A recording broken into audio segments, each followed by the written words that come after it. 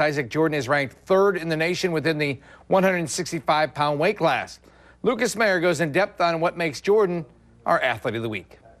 Straight up just dominating your opponent, which is it's kind of sick and twisted, but it's fun to just like go out there and just embarrass somebody. That's the attitude that many great wrestlers have. Wisconsin's Isaac Jordan is just not afraid to say it. You're out there by yourself, you know, and just in MMA you're out there by yourself, and then boxing you're out there by yourself. And if you lose, it's all on you, but if you win, you get all the glory, I guess. The Wisconsin wrestling team counts on a win every time out during the 165-pound match, and the 2015 Big Ten champion and currently undefeated Jordan does not disappoint. I think he's even more disciplined this year, and I think that's making a big difference in his day-to-day, advances in wrestling. There's expectations for me to be at a high level, but I think those expectations in a way help me to perform at a higher level. And one area in particular where Isaac thrives is the mental side of wrestling. I like to think about matches a lot more than most people. I kind of break it down to the fine points. He's a thinker.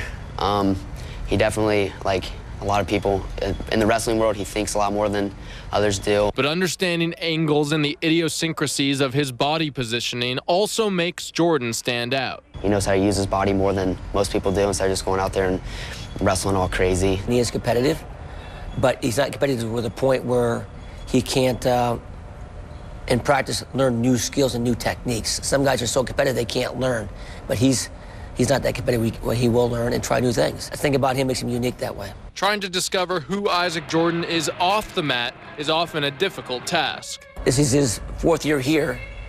I'm getting to know him better every year. When he first came here, he didn't say a whole lot. He's really quiet. Even when I recruited him, he was really quiet. More laid back too. If you didn't know him, you'd be like, oh, this guy's kind of different. He just doesn't talk. But once you get to know him, he opens up a little bit more. But don't think for a second Jordan is a wrestling robot. He's got a dry sense of humor, which is good. So I came up here this summer, and I live with him. It was definitely a take me under his wing type of thing. He just taught me the little ins and outs of how to live on your own. Isaac is the 4th Jordan to wrestle on the UW mat, but he wants to leave a personal legacy that's about more than his last name.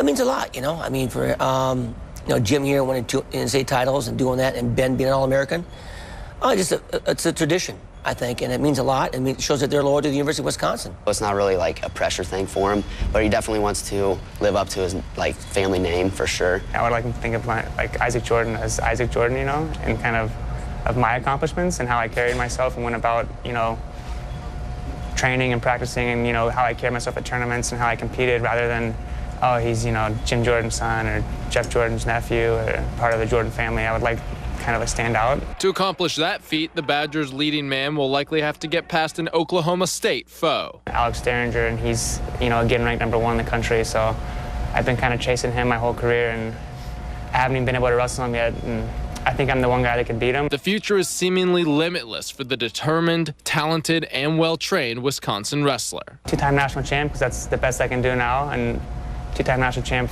4-time All-American would be a great goal to set for collegiate wrestling. I also want to compete internationally in freestyle and see what I can do on the international stage. Lucas Mayer, NBC 15 Sports.